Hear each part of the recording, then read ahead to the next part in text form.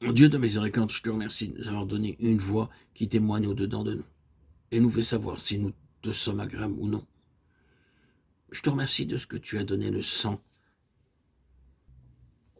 de ton Fils pour purifier ma conscience lorsque son témoignage me condamnait, me plaçant sous la malédiction de ta loi. Je te remercie de ce qu'à présent même ma conscience peut, grâce au sang de Christ, regarder à toi avec assurance, avec un cœur purifié d'une mauvaise conscience. Je te remercie aussi du témoignage qui vient d'en haut, me rappeler ce que Jésus a fait, ce qu'il fait encore pour moi et en moi.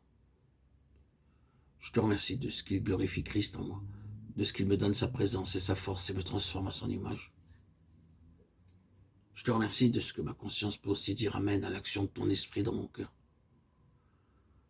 Oh mon Père, je veux marcher aujourd'hui devant toi avec une bonne conscience, sans rien qui puisse t'offenser.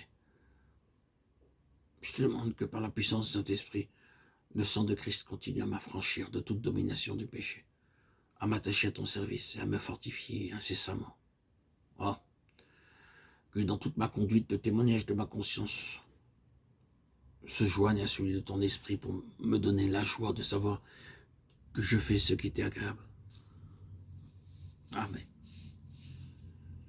Dans une maison bien tenue, on a soin d'entretenir les carreaux des fenêtres, toujours propres, surtout dans la pièce qu'on occupe habituellement, et d'où le regard peut embrasser quelques belles vues. Vous aussi, ayez soin que votre conscience soit une fenêtre dont les carreaux soient toujours propres. Que rien ne vienne obstruer la lumière d'en haut, ni empêcher vos regards de chercher avec amour la face du Père qui est aux cieux.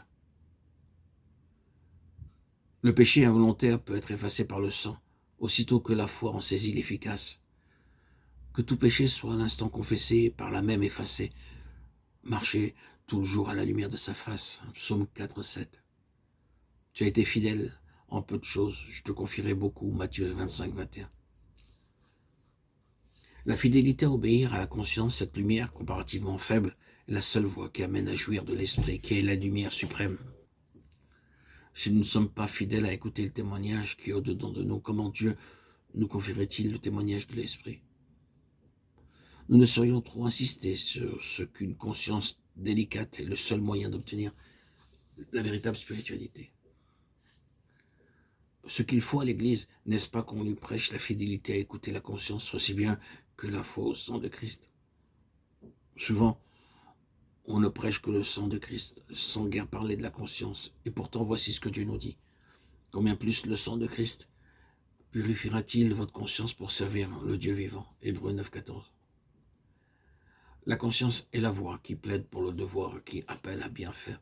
Le but du sang de Christ, prêché et reçu comme Dieu le veut, est de rendre à la conscience toute sa force d'action.